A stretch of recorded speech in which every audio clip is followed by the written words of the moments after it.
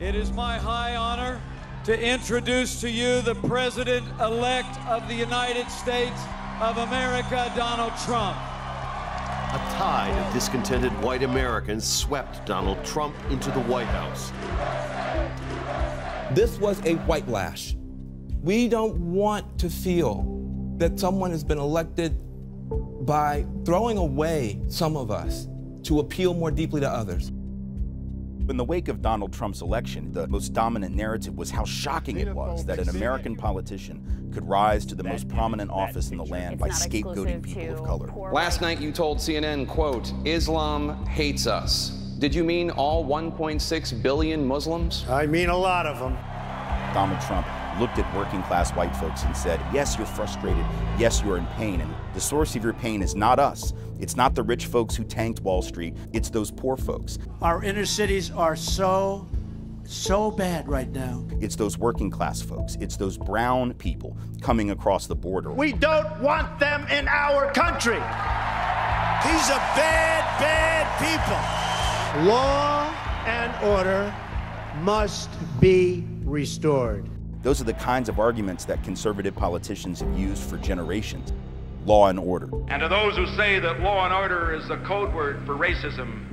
Welfare. The reason we're a great country is not because of what government did for people, but because of what people did for themselves. We will make America great again. Thank you very much.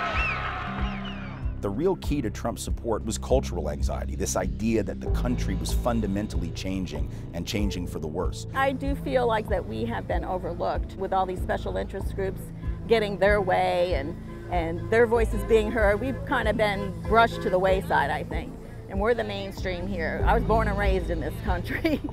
When Donald Trump looks at white working people and says the reason you don't have a job is that some Mexican took your job, or the reason your taxes are too high is because welfare programs for either undocumented persons or black folks are robbing you and taking all your money, it becomes another way to divide and conquer working people from one another.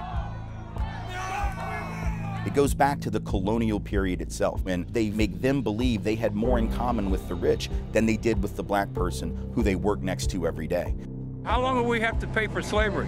And I'm talking about the people on welfare trying to suck out the economy of this country. They want it all because they think they deserve it. Well, in this country, you got to get a job. Did you get a tax cut this year from Barack Obama? I don't pay taxes. Objectively speaking, for whom has America gotten worse? It's gotten better for people of color. It's gotten better for women, certainly gotten better for LGBTQ folks. For all these other groups, pluralism has been a benefit. But for the one group who never had to share, there's a sense of cultural loss. We do have a racism problem in this country. It is a racism problem against white people in America. Make America great. Make it white.